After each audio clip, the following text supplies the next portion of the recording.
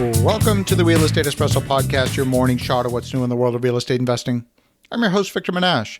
On today's show, we're talking about what happens when there are multiple levels of government involved in the property. It's common these days to find properties that are outside the boundary of a municipality. In that case, the rules are set by the county in which the property resides. But there are many cases where multiple levels of governing bodies are involved, and it's incredibly easy to make assumptions about whose rules you need to meet. Let me give you a few examples because I want you to be sensitized to the web of complexity that often exists in reality. Imagine you had a property that was legally in the county, but a city street needed to access the property. It doesn't even have to be directly in front of you. You need that city street to get access to the property, and that street is owned by the city. Zoning and construction in that case would be approved by the county, as you would expect. But there could be an extra layer of city approval required since the property would rely on a city service in order to gain access. The city may require you to conduct a traffic study in order to approve the extra traffic that would be in the future loading those city-owned streets. The city may overload its traffic approval by imposing additional requirements that have nothing to do with traffic whatsoever.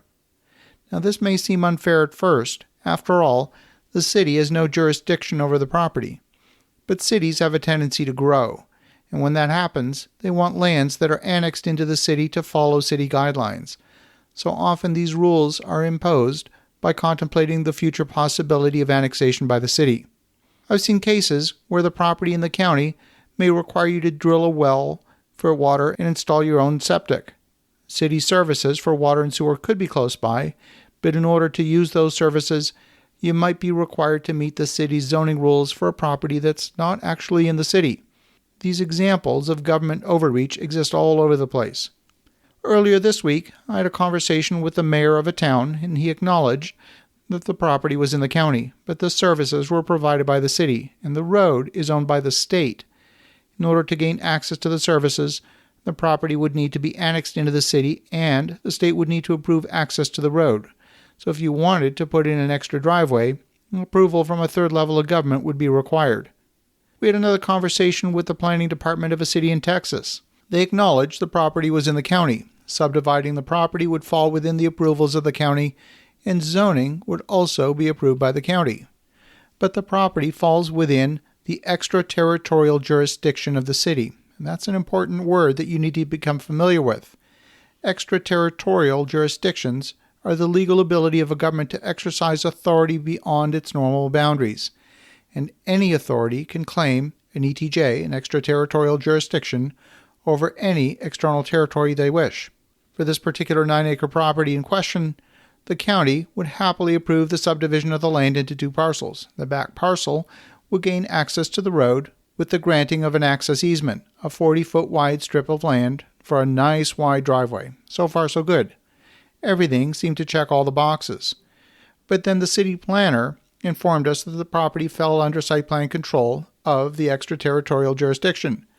In order to build on the property, it would require a minimum of 130 feet of frontage on the road. Anything less, and the building permit would not be approved. These are situations that come up all the time. That very fact killed the project.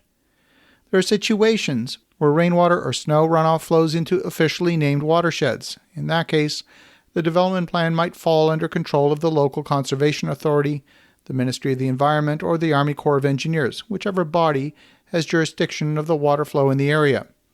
These rules can affect the types of uses that are permitted on the property, how runoff from the property has to be handled, and therefore what kind of density is going to be possible. You might be required to detain any runoff and divert it into a managed stormwater sewer, contributing no more than a defined rate of flow into that stormwater management system. Your engineering team needs to dedicate acreage to stormwater detention. But understand, you've got 2 and possibly 3 different regulatory bodies, each with their own distinct approval processes, dictating what can be done on your property. Some areas require community input from surrounding neighbors, and these community meetings need to be documented. You need to respond to residents' concerns. One town, north of New York City, has an architectural review board made up of 8 architects who will look at the feedback from residents at the community meeting, and they have the right to comment on your proposed design. In the words of one developer I spoke with recently, it was like being back in university and having your professor tell you how things should be done. If the neighborhood has a mature neighborhood overlay in the zoning, it means the community could have design input on anything you might build on your property.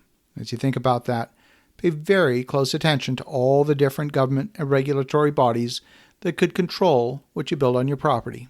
Have an awesome rest of your day. Go make some great things happen. We'll talk to you again tomorrow.